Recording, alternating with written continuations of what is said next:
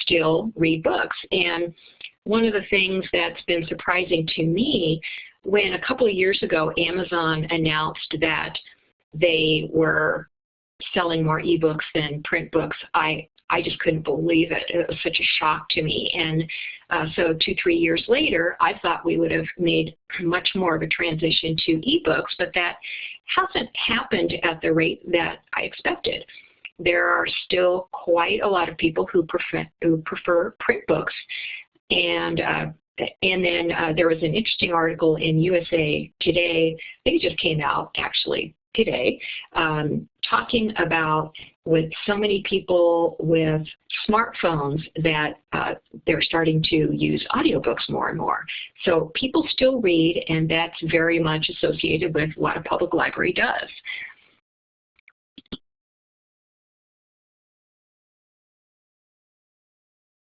So public libraries are really evolving as hubs in our communities. We found a couple of years ago, actually I think it was in the last presidential election, that we were running election results in our community room in the library, and that's something that people could watch at home. But we had quite a few people come in who wanted to see that in the library, kind of experience that as part of a community.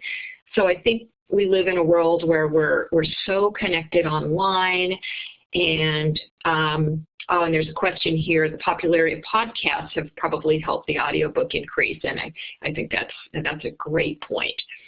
But people want to come together physically and be part of their community, attend a program in the library, use the Wi-Fi. In my building, in the afternoons, generally every seat is taken with people who are studying, using their Wi-Fi, doing some work. And about half of Americans visited a public library last year.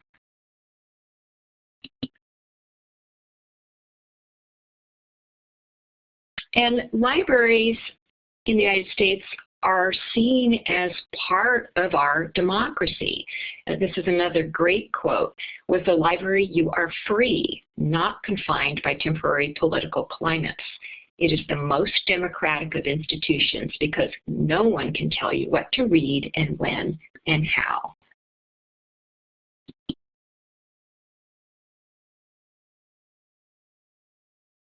The thing that I like, one of the many things actually that I like about working in a public library, is that we make an impact in our communities every single day. This picture of this adorable little girl was taken after she met her summer reading goals, and our prize for that was a book. So she's standing there proudly showing everyone the book that she got because she met her summer reading goals. And seeing that happy little face is something that you see every day in a public library. We make that kind of impact in people's lives, and that's so powerful.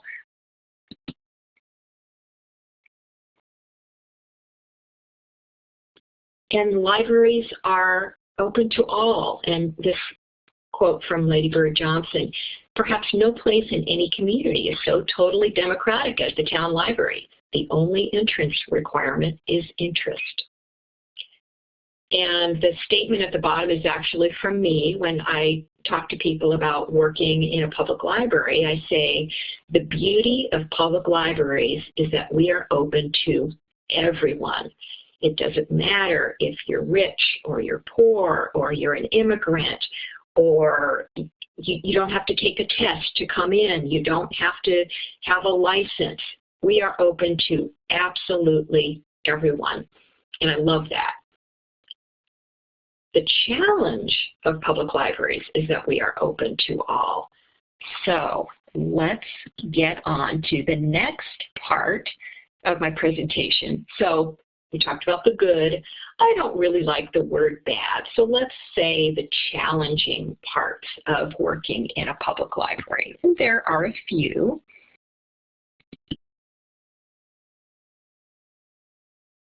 So I talked about public libraries being community hubs. And so what is happening in our communities is also happening in our libraries. So I have some photos to share with you. This one happens to be from the San Francisco Main Library. This is one of their homeless patrons. And I think probably some of you have heard about the San Francisco Public Library, that their main library a number of years ago was completely overrun by their homeless residents who were taking a bath in the bathrooms, and I think there were some drug problems, and it was an uncomfortable environment. And so what San Francisco Public Library did is they hired a social worker who actually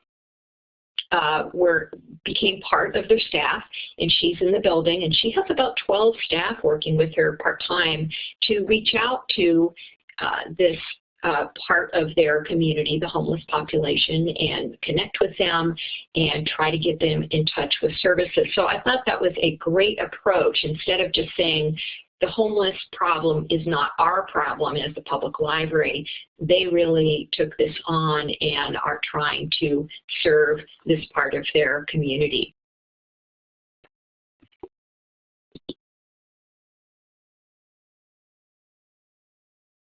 So again, what happens out in our community happens in our library as well, and we deal with, let's see, it looks like we have a question here. Do you remember when the San Francisco Library hired their social worker?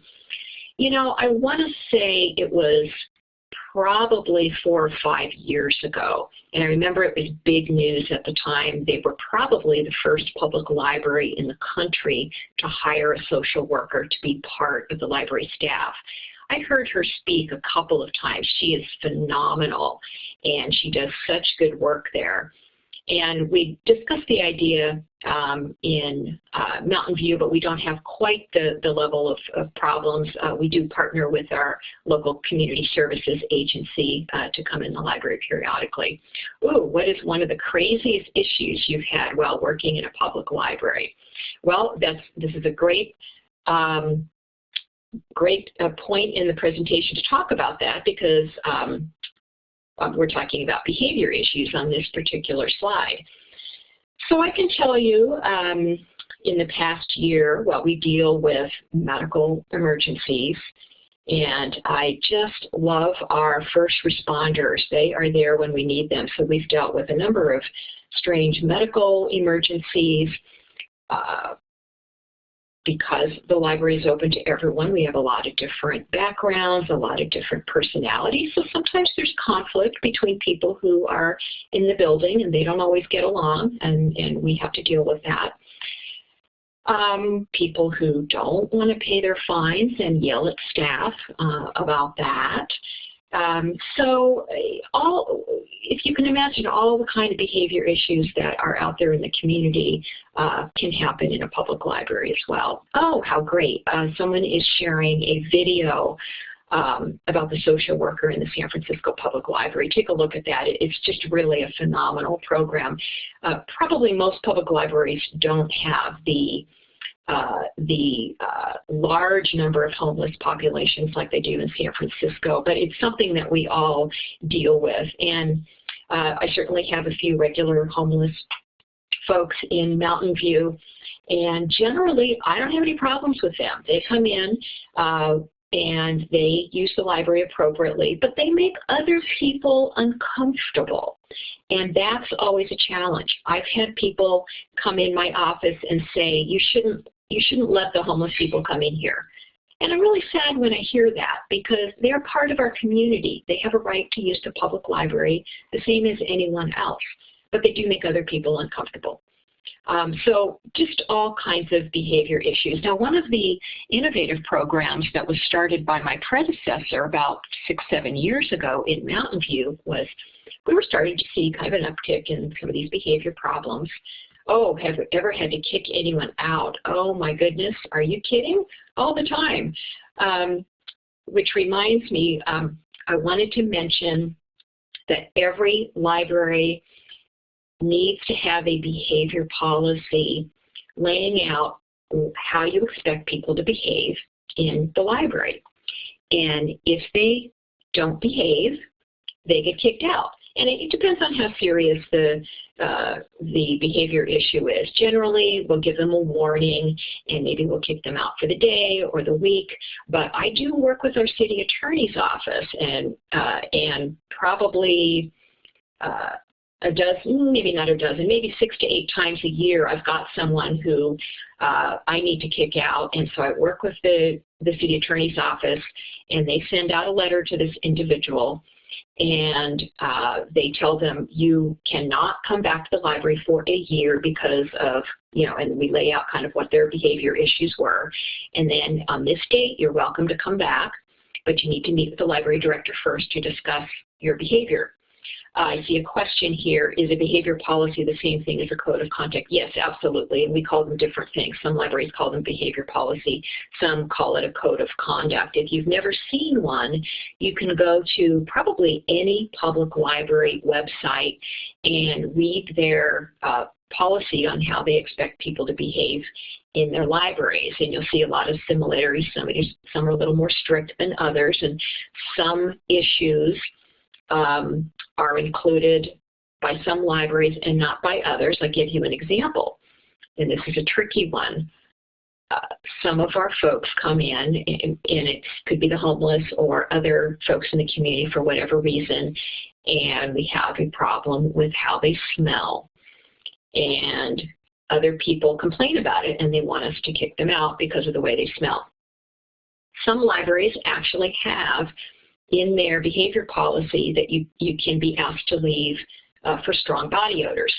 My city attorney said that's probably not going to fly, so I don't have it in my behavior policy, but I do have a general statement in there that says any disruptive behavior that's interfering with others' use of the library could be cause for your being asked to leave the library. Where do I think is the best place to post a behavior policy? That is a great question. Oh, strong perfumes. Yes, absolutely. That can be an issue and has been an issue in one of my libraries. I don't post it in the building, and I probably should. It's on our website, but we have little flyers made up with our behavior policy that we hand to people who are having an issue, and we make sure they have a copy of the policy, and we reference the part of the policy that they might be having an issue with. So we do hand it out in the library. Yeah, and the strong perfume question, I actually had a patron who said that he was having a problem with this other patron who came in with a strong perfume, and he wanted to ban her from the building, and I really couldn't do that. So that can be a tricky one. Yeah, so I see an LOL there. So there are all kinds of behavior issues in our libraries, and it's part of the job. We're part of the community, so we're dealing with those issues. But I would say 95% of the time, everyone behaves themselves. And that's actually amazing to me, given the large variety of people that we see in our buildings every day. So let's see. I have one more community issue. So can anyone guess what community issue is represented by this photo? If you have a guess, go ahead and type it in the chat box there. Service dogs, pets, service animals. Well, service animals is a great, bringing pets in. Yeah, so it looks like service animals and pets. And certainly those are issues. Service animals is an interesting one. Actually, that's not the right answer, but I'll get to the right answer in just a second. Service animals can be tricky. The law says you cannot ask the person for any documentation